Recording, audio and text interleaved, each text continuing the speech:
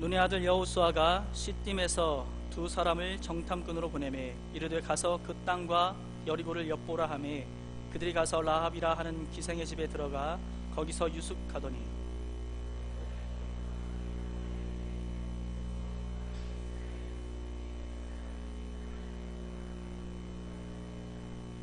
여리고 왕이 라합에게 사람을 보내어 이르되 내게로 와서 내 집에 들어간 그 사람들을 끌어내라.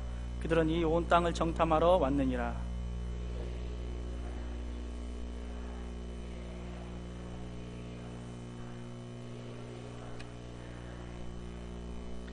그 사람들이 어두워 성문을 닫을 때쯤 되어 나갔으니 어디로 갔는지 내가 알지 못하나 급히 따라가라. 그리하면 그들을 따라 잡으리라 하였으나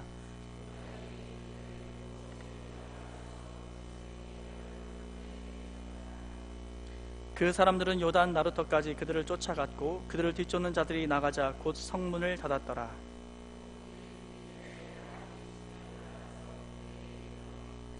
말하되 여호와께서 이 땅을 너희에게 주신 줄을 내가 아노라. 우리가 너희를 심히 두려워하고 이 땅 주민들이 다 너희 앞에서 간담이 녹나니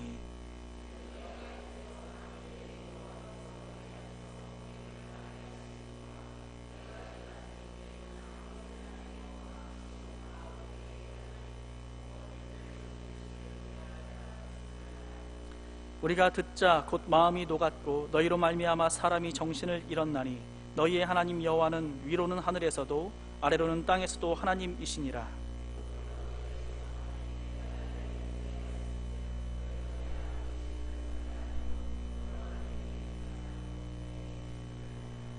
그리고 나의 부모와 나의 남녀 형제와 그들에게 속한 모든 사람을 살려주어 우리 목숨을 죽음에서 건져내라.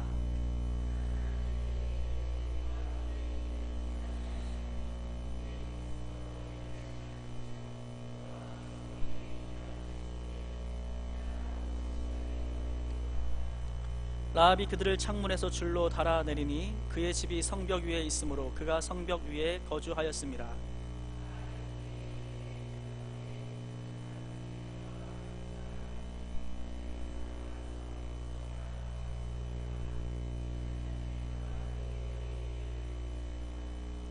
그 사람들이 그에게 이르되 내가 우리에게 서약하게 한 이 맹세에 대하여 우리가 허물이 없게 하리니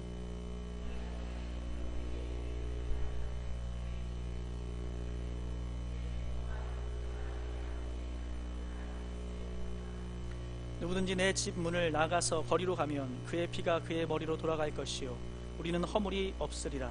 그러나 누구든지 너와 함께 집에 있는 자에게 손을 대면 그의 피는 우리의 머리로 돌아오려니와.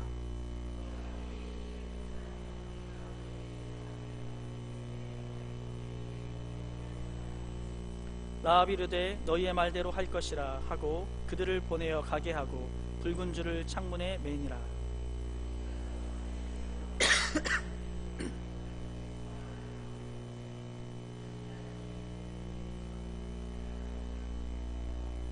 그 두 사람이 돌이켜 산에서 내려와 강을 건너 눈의 아들 여호수아에게 나아가서 그들이 겪은 모든 일을 고하고 또 여호수아에게 이르되 진실로 여호와께서 그 온 땅을 우리 손에 주셨으므로 그 땅의 모든 주민이 우리 앞에서 간담이 녹더이다 하더라. 아멘. 우리 함께 기도하겠습니다. 존귀하신 아버지, 은혜로우신 하나님 감사합니다. 주님의 귀한 은혜와 다스림 가운데 이 3일밤 예배로 하나님의 거룩한 이름을 높이고 또 하나님의 은혜를 사모하는 심령으로 주님 앞에 나오도록 역사하심을 감사합니다. 이 주입 가운데서도 하나님의 귀한 은혜를 사모하며 나온 심령들마다 주의 성령께서 허락하시는 놀라운 은혜와 축복들로 주님 허락하여 주시고 이 시간 간구하는 기도의 제목들을 아버지 하나님 믿음으로 주님 앞에 간구하며 나아갈 때 하나님의 선하심과 주님의 은혜로우심을 맛보아하는 우리 모두가 될 수 있도록 역사하여 주옵소서. 주의 귀한 말씀을 대언하게 하셨으니 하나님의 말씀을 증거하며 부족함이 없도록 이 종의 입술을 주장하여 주시고 연약한 것 부족한 것 주님께서 채우셔서 하나님의 온전한 것으로 공급하시는 귀한 시간 되게 하여 주시옵소서. 감사드리며 우리 주 예수 그리스도의 이름으로 기도하옵나이다. 아멘. 할렐루야. 네, 우리 말씀 나누기 전에 같이 한번 우리 축복하면서 우리 하나님의 말씀 나눴으면 좋겠는데요. 우리 좌우 앞뒤 사람 함께 한번 인사했으면 좋겠습니다. 사랑합니다. 축복합니다. 우리 악수할 수 있으면 악수하고 우리 한번 이렇게 따뜻하게 인사했으면 좋겠습니다. 사랑합니다. 축복합니다. 네, 오늘 여호수아 말씀 2장 우리가 함께 좀 긴 말씀이지만 다 1절부터 24절까지 읽었어요. 시간이 많지 않은데 왜 꼭 다 읽느냐? 이때 아니면 읽을 시간도 별로 없잖아요. 이때라도 우리가 좀 많이 읽어봤으면 좋겠다, 그런 생각이에요. 오늘 본문의 말씀 우리가 설교로도 또 성경 읽기로도 많이 읽어봤고 들어보고 그랬으리라 생각되는데요. 오늘 이 행동하는 믿음이라는 제목으로 라합의 믿음을 보면서 우리가 알아가고 또 느껴야 할 그런 은혜들을 우리는 좀 마음에 새겼으면 좋겠습니다. 먼저 이 가나안 땅에 이제 들어가기 시작하는데, 이 가나안 땅에 이스라엘 백성들이 들어가기 전에 정탐꾼을 먼저 보내죠. 우리가 읽은 대로 라합의 집에 유숙하게 되었고요. 그리고 여리고 사람들이 그들 앞에서 긴장하고 있고 굉장히 두려워하고 있다는 것을, 그 사실을 알게 되죠. 또 이 여리고 사람들이 얼마나 정말 그 두려워하면서 이스라엘 사람들을 주목해서 봤는지 이 여리고로 들어온 이 2명의 정탐꾼이 들어온 그날 바로 걸렸어요. 그날 뭐 며칠 걸리지도 않았어요. 바로 걸려서 왕의 귀까지 들어가요. 저쪽 라합네 집으로 들어갑니다, 그러는 거예요. 그래서 바로 왕이 사람들을 보내서 끌어내라, 이런 거죠. 그래서 정탐꾼을 발견하고 데려오도록 하는데, 여기서 라합이 좀 이상한 짓을 하는 거예요. 이거 정말 이해가 가지 않는 짓이죠. 왕이 다 알아요. 왕이 이미 알고 자기 집에 사람들을 보낸 거예요. 그런데 이 라합이 이상하게 그들을 숨기는 거죠. 거짓말을 합니다. 왜 그들을 숨깁니까? 우리가 잘 알고 있는 것처럼 계획이 있었죠. 그에게는 계획이 있었는데 뭐예요? 이스라엘이 이제 들어와서 자기들을 칠 때 자기 가족들을 살려주고 나도 살려주고 내게 속한 사람들을 살려주길 바라는 그 계획이 있었어요. 그래서 라합의 고백이 이 땅을 너희에게 여호와께서 주신 줄 안다 하는 거예요. 주신 줄 안다. 주실 거다, 주실 거리 아니라 주신 줄 안다. 내가 안다는 거죠. 우리가 너희를 심히 두려워하고 간담이 녹았다. 너희 하나님이 하늘과 땅의 하나님이다. 그래서 내가 이렇게 너희에게 잘해줬으니 우리에게도 좀 잘해달라 라고 부탁하는 거예요. 너희를 살려주었으니 우리 가족도 살려달라 라고 말하고 도망가는 방법까지도 알려주면서, 이 지역이 이제 산에 굴이 많은 그런 지역이라 굴에 숨었다가 3일만 후에 이제 가라라고 이렇게 자세하게 알려주죠. 또 정탐꾼이 붉은 줄을 메고 너희 가족을 모으고 너희가 거기 있다가 혹시라도 너희가 죽으면 그거 다 우리 책임이고 밖에 나왔다가 죽게 되면 너희 책임이다 라고 말하면서 어떻게 너희들이 구원을 받게 될지에 대해서도 알려주죠. 그래서 오늘 우리가 이 붉은 줄, 창문을 통해서 내는 이 붉은 줄은 마치 유월절을 생각나게 합니다. 유월절, 그 어린 양을 잡아서 그 피를 문설주에 바를 때 죽음의 영이 이렇게 넘어가는 그런 일들을 생각나게 하죠. 결국은 이 유월절도 이 라합의 붉은 줄도 사실은 예수 그리스도에 맞닿아 있는 거죠. 결국 라합이 그리스도의 조상이 되는데, 이 하나님의 구원의 계획이 정말 신기하고도 놀랍고도 또 우리가 전혀 예상치 못하는 방법으로 펼쳐지고 있음을 보게 합니다. 정탐꾼이 결국 그 분위기를 잘 파악해서 이제 여호수아에게 보고하죠. 그래서 이런저런 것들 이제 이야기들이 많이 있는데, 우리가 이 읽은 내용들에서 집중해야 될 것은 사실은 뭐 정탐꾼이 어떻게 도망갔더라, 정탐꾼이 어떻게 보고했더라, 뭐 이런 건 사실 초점이 없고, 오늘 이 여호수아 2장의 초점은 바로 라합에게 집중되어 있습니다. 이 기생 라합의 행동은 그가 하는 그 믿음을 통해서, 그가 하는 믿음의 행동을 통해서 우리가 몇 가지 사실들을 좀 알아가 봤으면 좋겠는데, 첫 번째는 기생 라합이 하나님을 믿고 또 하나님이 하신 일을 알고 있었다는 것이 참 중요해요. 기생 라합뿐만 아니라 사실은 어떻게 해요? 여리고에 있는 모든 사람들이 하나님이 하신 일을 알고 있었어요. 들어서 알고 있었죠. 그런데 이제 중요한 건 라합은 믿었다는 겁니다. 그 하나님을 믿었다는 것이죠.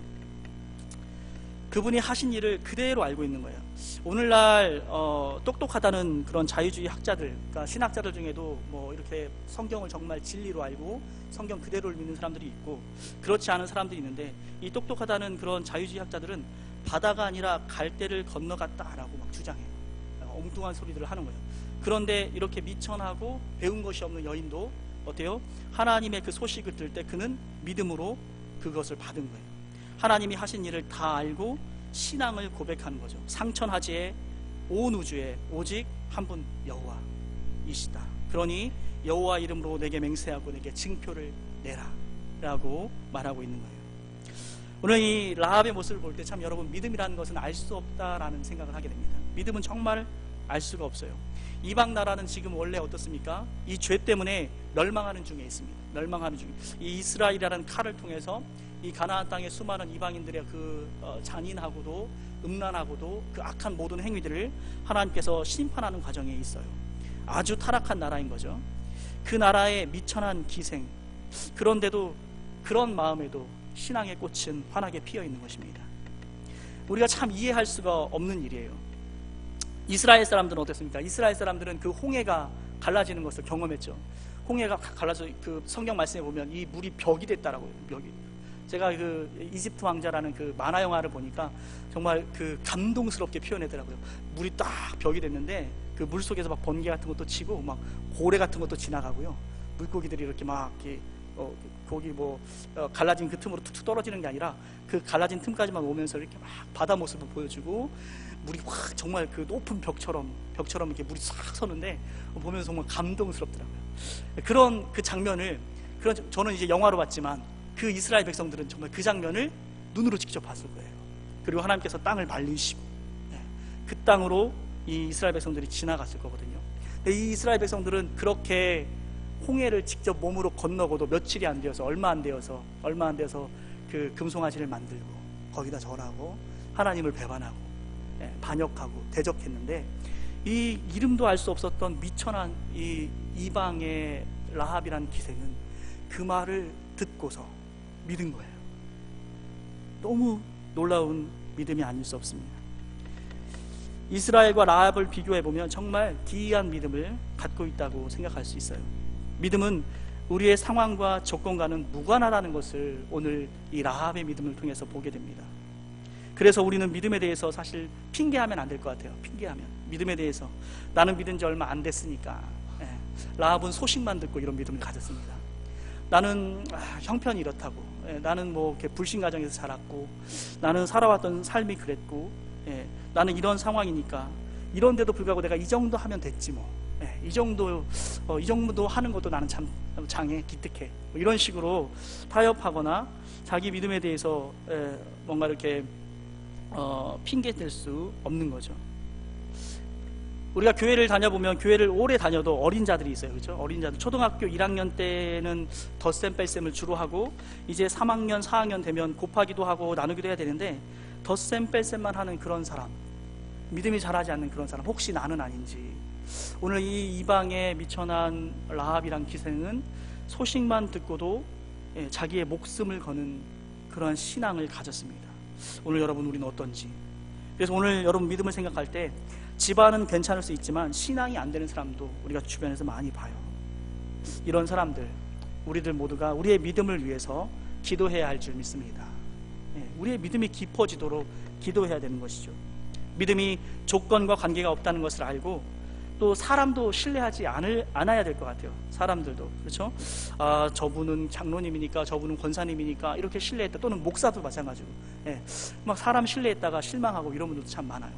근데 여러분, 우리가 잘 알고 있는 것처럼 요한 3서에 보면 디오드베레라는 사람이 있고요, 데메드리오라는 사람이 있어요. 근데 이 두 사람 다 그 교회, 초대교회의 지도자였습니다. 근데 디오드베레 같은 사람은 어떻습니까? 으뜸되기를 좋아하는 사람이었어요. 그래서 순회 설교자들, 이런 사람들이 왔을 때 교회에 들이지 않고, 그들을 대접하지 않고, 그들을 오히려 쫓아내고, 이런 사람이었죠. 그런데 데메드리오 같은 사람은 어때요? 무사람에게도 칭찬받고 진리에게서도 증거를 받은 자라고 말하고 있어요. 사람의 믿음은 다 이렇게 지도자급에 올라갔는데 같은 어떤 그런 위치인데도 불구하고 다 달라요. 그러니까 사람에게 우리가 기대할 만한 것이 없는 것이죠. 믿음이 이 조건과 관계없다는 것을 알고 사람을 신뢰하는 그런 모습이 아니라, 주변 사람, 그 사람의 어떤 외적인 조건이나 그 사람의 직위나 이런 것을 보는 것이 아니라 진정한 믿음, 참된 믿음이 있는지를 우리가 봐야 되는 것이죠. 그래서 요한 3서에서 요한은 선한 것을 본받으라 라고 말해요. 선한 것을, 그 사람을 보고, 사람의 조건이나 환경 보고, 위치를 보고 그냥 본받는 게 아니라 그 사람의 선함을 보고, 믿음으로 행함을 보고 본받으라 라고 표현하고 있습니다. 우리의 관심사가 이제는 여러분 어떻습니까? 내 믿음이 정말 정금같이 나는 빛나고 있는가? 우리의 믿음을 점검해 봐야 될 줄 믿어요. 이 라합을 보면서 내 믿음은 지금 성장하고 있는가, 정말 빛나고 있는가를 점검해야죠. 말세의 혼탁한 시대에 정말 능력 있는 믿음을 우리가 가져야 할 줄 믿습니다. 라합이 이렇게 우리에게 도전하고 있는 거예요. 이방인으로서, 기생으로서 소문만 듣고도 이 정도 믿음을 갖고 있다는 거예요. 내가 이 정도다. 왕이 시키는데 목숨을 내놓고 믿는 그런 믿음이었습니다. 당신의 믿음은 어떠한가? 라고 우리에게 묻고 있습니다. 금 같은 믿음이 우리에게서 나오고 있습니까? 나를 만나는 형제, 나를 만나는 자매, 나와 함께하는 남편, 나와 함께하는 아내들, 우리 성도들, 내 주변의 성도들, 또 우리 이웃들, 그들이 나를 통해서 행복합니까? 나를 통해서 나만 만나면 기쁨이 있고 긍정적인 은혜가 그들에게 흘러갑니까? 여러분 어떠십니까? 저 같은 경우에는 저는 참 총각 때 정말 이렇게 교만이 극에 달했던 것 같아요. 저는 총각 때 나를 만나는 여자는 정말 행복할 거다, 이런 믿음을 갖고 살았어요. 믿음을 갖고. 그래서 제가 좋아하던 자매가 하나 있었는데, 우리 아내도 알고 있는 그런 자매, 그 자매가 제가 이렇게 고백을 해도 별로 이렇게 시큰둥한 거예요. 그래서 참 안타까웠어요. 나 같은 사람 만나면 행복할 텐데 정말 불쌍하다. 그래서 기회를 좀 더 줄까 하다가, 기회를 좀 줄까 하다가 저를 알아봐주는 우리 아내를 만나서, 이 여자의 안목이 참 대단하다. 정말 신앙도 깊고 정말 아름답고 지혜롭구나, 이런 그런 생각을 갖고 제가 이제 결혼을 하게 되죠.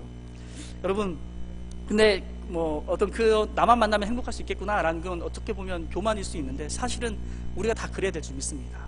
신앙 안에 있는데, 진리가 다스리는데, 나를 통해서 우리 가장 가까운 이웃인 우리 남편이, 우리 아내가, 우리 자녀들이, 또 우리 함께 만나는 매일 얼굴을 마주하는 성도들이 행복하지 못하다면 그 믿음이 진정한 행함이 있는 믿음인가 생각해 봐야 될 것이죠.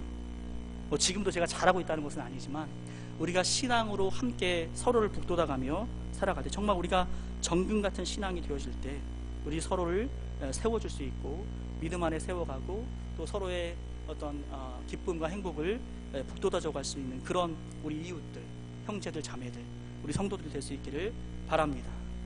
그래서 여러분, 이제 아직 결혼하지 못한 우리 청년들이 혹시 있다면, 우리 청년들도 사실은 그런 걸 생각해야 돼요. 정말 뭐 어떤 집이 준비됐나, 뭐 어디까지 배웠나, 어떤 배경이 있나가 아니라 신앙이 중요한 줄 믿으시기 바랍니다.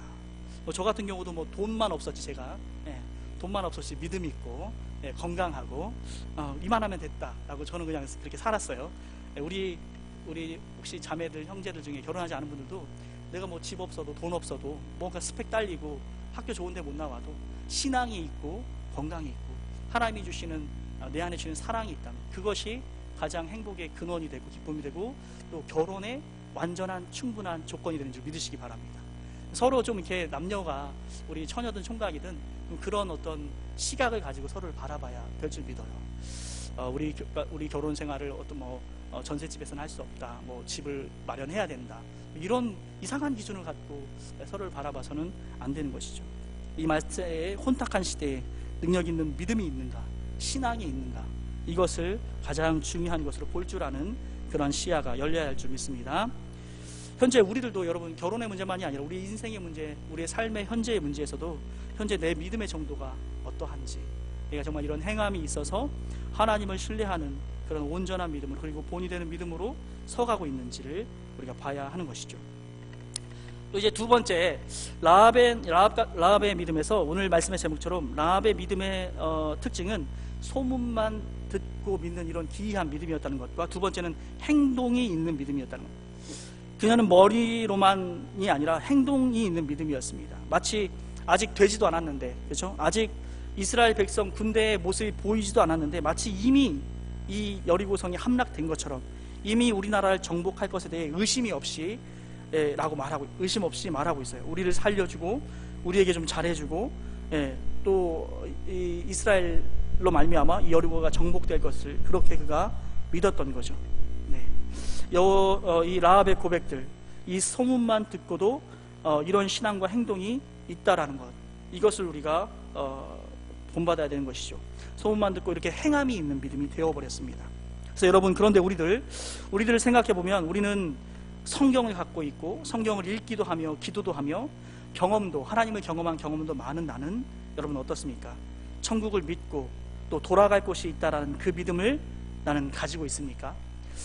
내게 있어서 하나님께서 허락하신 천국이 있고 내가 돌아갈 곳이 있다는 믿음, 이 땅이 다가 아니라는 그 믿음을 우리가 가져야 할 줄 믿습니다. 그렇지 않으면 여러분 어떻습니까? 우리들은 그렇지 않으면 이 땅의 것에 집착하고 돌아갈 곳이 없는 사람처럼 살아가요. 앞날을 걱정하고 자기의 형편을 저주하고 또 불평이 많아지죠. 우리가 하나님을 믿는다면 하나님이 이렇게 허락하신 지금의 형편에 대해서 왜 걱정하고 왜 불만이 있을까요? 또 기도의 응답을 믿는다면 왜 내 문제의 해결을 위해 또 기도하지 않습니까? 사랑하는 여러분, 라합이 이 정탐꾼들은 지금 자기 집에 들어와서 숨어서 자기의 목숨이 위태로운데 라합은 그들에게 빌고 있어요. 바로 그들 뒤에 있는 하나님을 보는 신앙입니다. 라합이 온갖 방법으로 자기의 가족을 위해 하듯이 우리들도 이제 내 문제, 내 고난, 내 어떤 결핍 이런 것에만 우리가 매달리는 것이 아니라 우리도 라합처럼 진정한 믿음을 갖고 우리의 이웃과 우리의 형제와 우리의 가족들을 위한 영혼을 구원하며 그들을 살리는 일에 우리가 애쓰고 매달려야 할 줄 믿습니다. 라합을 통해 배우고 매달려야 되는 거죠. 이런 생명을 살리는 이런 일에 매달리지 않고 우리 자기 필요에만 매달려서는 안 되는 것을 이 라합을 통해서 봅니다. 하나님 앞에서 여러분 우리는 모두 다 하나님의 평가 앞에 설 것을, 하나님의 그 생각 앞에 설 것을 우리가 생각해야 되는 거죠. 그분이 평가하실 때 내게 가장 중요한 문제가 무엇인가, 이 하나님의 평가가, 이 하나님의 최종 평가가 있다는 것을 우리가 기억하며 살아갈 수 있기를 바랍니다. 그것이 바로 우리에게 가장 중요한 문제가 되어야 되는 거죠. 언젠가 내가 그분을 만날 때가 있다는 사실을 기억해야 하는 것이죠. 성경은 히브리서에서 이 별과 같은 믿음의 영웅들을 열거하면서 라합이 나옵니다. 사자들을 평안히 영접할 때 행함으로 의롭다함을 받은 것이 아니냐라고 말합니다. 하나님은 내 행위와 내 관심을 다 알고 계시기에 하나님 앞에서 사는 저와 여러분이 될 수 있기를 바랍니다. 하나님 앞에 설 때가 있다는 것, 우리는 예수님을 믿었기 때문에 주님 안에서만 살 수 있습니다. 주님을 만날 날을 늘 생각하며 살아가고 또 행동하고 하나님 주신 기회를 어떻게 쓰며 살아야 할지를 생각하며 살아야 되는 것이 저와 여러분인 줄 믿습니다. 사랑하는 여러분, 2017년 우리가 어떻게 살아왔습니까? 또 어떤 열매가 있습니까? 우리 모두가 이 행함 있는 믿음을 가지고 하나님의 기쁨과 영광이 될 수 있기를 소망합니다. 그러면 이제 우리 여기서 한 가지 생각해 볼 것은, 이 라합의 믿음이 결국 그가 하나님에 대한 소식을 들었기 때문에 결국은 그에게 생겼다는 것을 우리가 생각해 봐야 되는 것이죠. 이 소식이 만일 여러분 들려지지 않았다면 그가 믿을 수 없었을 것이고 라합은 그의 가족을 구원하지 못했을 것입니다.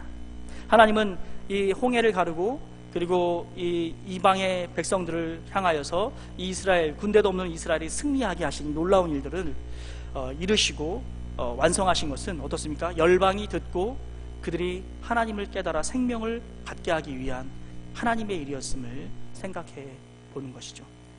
듣지 못하면 믿지 못합니다. 우리는 우리 이웃에 또 우리 가정에 또 우리 회사에 파수꾼인 것이죠. 여러분, 파수꾼이 적군을 보며 나팔을 불지 않아서 타인에게 화가 오면 결국 파수꾼의 책임이죠. 그러나 이 나팔을 부는 것을 듣고도 움직이지 않으면 그 사람의 책임이 됩니다. 여러분, 나는 우리 이웃과 우리 가정과 우리 사회의 책임자, 파수꾼인 줄 믿으시기 바랍니다. 우리는 이 파수꾼이에요. 그래서 나팔 소리를 내야 되는 거예요. 복음의 소리를 내야 되는 거죠. 이 소식이 없으면, 이 소리가 없으면 믿음이 없게 되는 거예요. 결국 우리에게, 이미 먼저 믿은 우리에게 파수꾼의 직분과 책임을 주었으니 그것을 감당해야 하는 것입니다. 어떤 한 청년의 간증을 들어보니까 그런 간증을 하는 거예요. 회사에서 매일 야근을 시키는 거예요. 매일 야근을 막 거의 9시, 10시 막 집에 너무 일찍 들어가본 적이 너무 오래되고 막 힘들어요. 그런데 어느 순간은 그런 생각이 들었대요. 이 청년이 하나님께서 내가 복음을 전할 수 있는 기회를 이 회사 사람들을 야근까지 시켜가면서 회사에 남겨둬서 나한테 자꾸 복음을 전하라고 하시는구나. 내가 이렇게 매일 야근하는 이유는, 또 이 회사가 자꾸 우리 사람들을 붙잡아 두는 이유는 복음을 전하라고 붙잡아 두시는구나 라는 생각을 하고, 그때부터 기회가 있을 때마다 복음을 전하고 하나님의 은혜를 나누고 자기가 받은 은혜들을 이렇게 전하는 그런 일들을 했다고 해요. 여러분, 매일매일 그렇게 늦게 끝나는 것 그냥 짜증스럽게만 받아들이고, 나는 언제쯤 일찍 갈 수 있을까, 뭐 이런 생각에만 빠지기도 쉬운데, 그런 것이 아니라 여러분 어떻습니까? 우리에게 주신 기회를, 우리에게 주신 모든 시간들 가운데 여러분 내게 불만족한 기회까지도 사용할 줄 아는 그런 믿음으로 자라가야 될 줄 믿습니다. 그래서 여러분, 우리들은 이렇게 그 생활만 가능하다면, 사실 우리의 일상생활만 먹고 사는 것, 이런 것들이 사실 가능하고 뭐 불편하지 않다면, 아내나 남편이나 한 사람이 정말 잘 벌어서 생활만 가능하다면 한 사람 정도는 복음을 전하는 일을 하면 좋을 것 같아요. 남편이 정말 잘 벌어서 이렇게 생활하는데 정말 지장이 없다면 아내는 정말 복음을 전하는 일에, 또는 아내가 좀 벌이가 좋아서 괜찮다면 남편은 복음을 전하는 일에 좀 우리가 열정을 두는, 사실 가난하게 살 것만 각오하면 사람 살리는 일은 얼마든지 할 수 있는 거예요. 이 가난하실 각오가 별로 없어서 둘 다 같이 바쁘느라 아이들도 못 돌보고 영혼도 못 살리는 그런 시대에 우리가 살고 있습니다. 여러분, 우리가 이 청년처럼 우리에게 허락한 모든 기회를 하나님께서 허락하시는 복음 전달의 기회로 우리가 살아가는, 그렇게 생각하는 삶이 필요한 줄 믿습니다. 그래서 더 열심히 알려서 이 소식이 생명이 될 수 있도록, 그리고 이 소식으로 말미암아 영혼이 살아나도록 우리들이 쓰임받는 삶이 될 수 있기를 말씀으로 축원합니다. 말씀을 보면 이제 우리가 지금까지 한 2가지 정도 이 라합을 통해서 깨달아야 될 것들을 함께 나눠봤고요. 그러면 이 여호수아서 2장을 읽을 때 약간 문제되는 게 또 2가지 있어요. 문제되는 거. 여호수아서를 읽을 때 이건 좀 의문이다라고 생각되는 그런 것들이 한 2가지인데, 첫 번째는요, 라합의 거짓말이죠. 그죠? 라합의 거짓말. 여러분, 우리는 진실하게 살아가며 거짓말해서는 안 될 줄 믿습니다. 믿습니다? 네. 그건 뭐 목사만 그렇게 살 게 아니잖아요. 우리 모두가 다 그렇게 진실하게 살아야 되는 거죠. 성경에서는 거짓말이 죄라고 분명히 가르치고 있어요. 하지만 우리가 쉽게 범하는 죄는 선의의 거짓말도 있다라는 거예요. 여기에 빠집니다. 여러분, 선의의 거짓말 안 되는 거죠. 이걸 허용하면 사실은 합리화되지 않을 것이 이 땅에 없습니다. 다 선의로 변해요. 그래서 거짓말은 원래 안 되는 것이지만 목숨과 관계된 특별한 상황에만 용납되는 게 아닌가 생각돼요. 성경을 통해 볼 때 특별히 아브라함이 이방 땅에서 그 자신이 죽임을 당할 것을 두려워해서 어떻게 되죠? 아내를 누이라 속이고, 또 사무엘이 어떻습니까? 다윗에게 기름 부으러 가면서 사울에게 거짓말하잖아요. 사울이 알게 되면 바로 죽임을 당하니까. 그래서 이 생명에 관계된 경우에만 좀 이렇게 거짓말이 좀 허용되는 거 아닌가 생각되고, 그런 것 외에는 여러분 진실이 행해서 어려움이 오더라도 이것을 하나님이 해결해 줄 것을 믿고 우리는 진실하게 살아야 할 줄 믿습니다. 여러분, 만약에 그렇지 않고 거짓말로 다가올 위험과 손해를 피해간다면, 거짓말로 다 피해가면 우리 하나님이 우리 인생에서 하실 일이 없습니다. 그렇죠?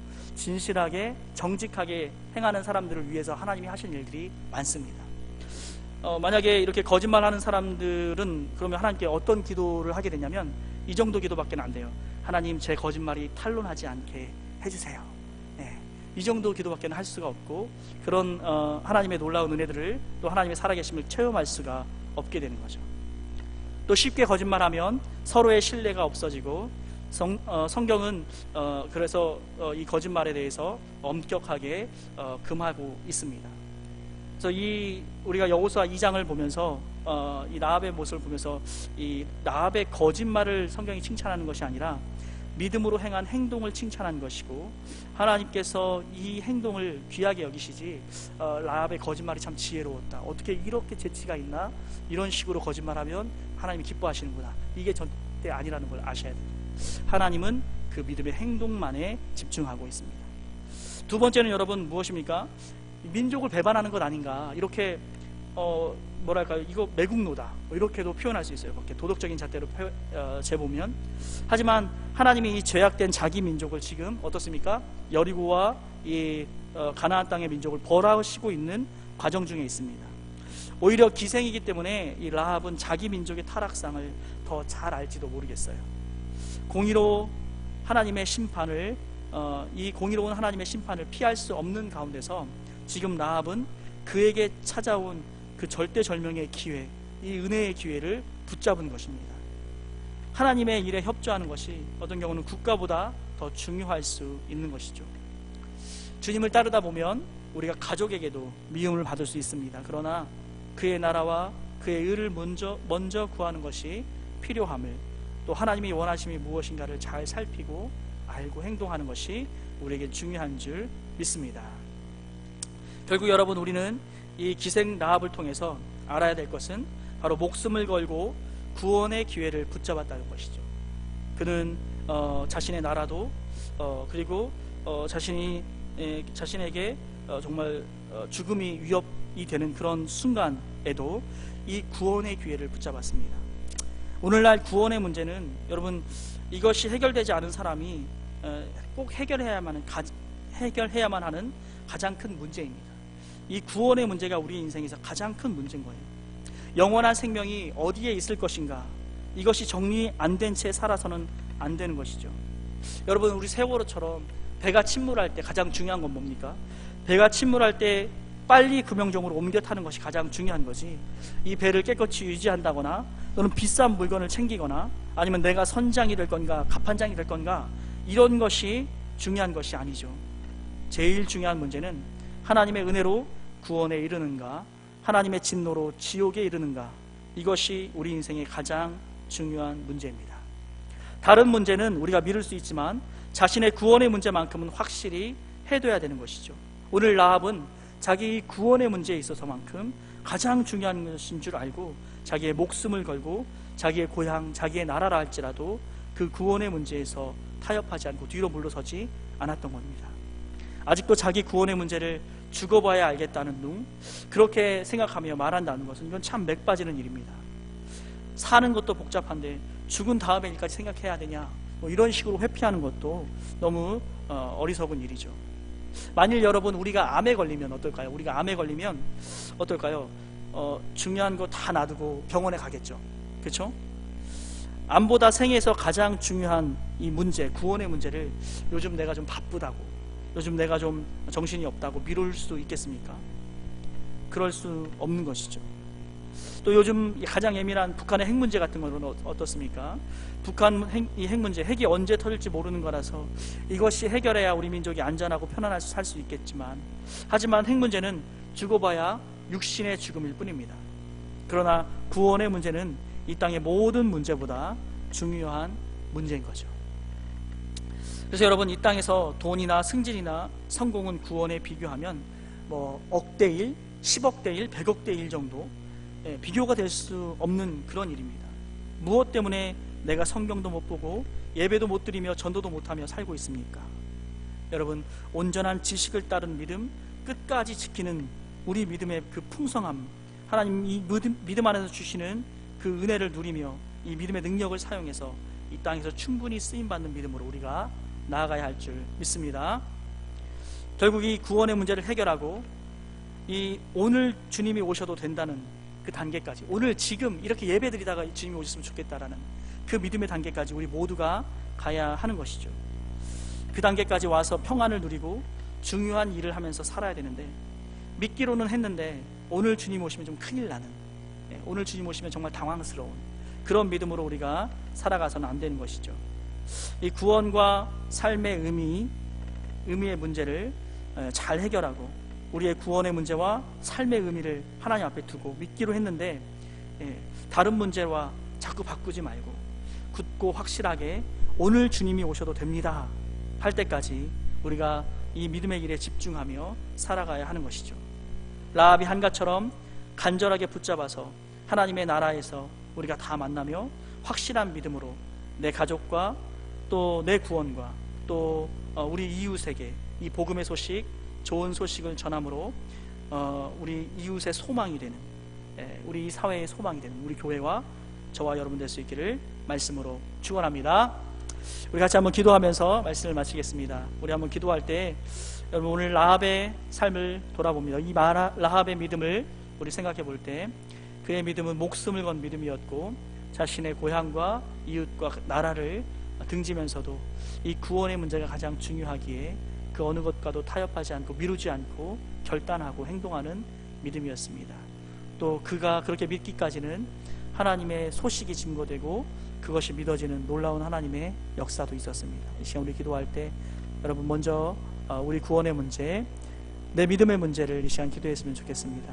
오늘 이 라합처럼 하나님의 말씀을 굳게 붙잡아가고 특별히 하나님을 아는 일에, 하나님을 알아가는 그 일에 내 삶을 드릴 수 있기를, 하나님을 더 풍성히 알아서 더 굳건한 믿음으로 나의 구원과 구원을 떠나 우리 주님이 이 땅에 오신다 해도, 지금 오신다 해도 부끄러울 것이 없고 두려울 것이 없는 그러한 믿음으로 든든히 서도록 지금 나를 도와주시라고, 하나님의 귀한 은혜 가운데 붙잡아 주시라고 우리 한번 기도했으면 좋겠습니다. 같이 기도하겠습니다.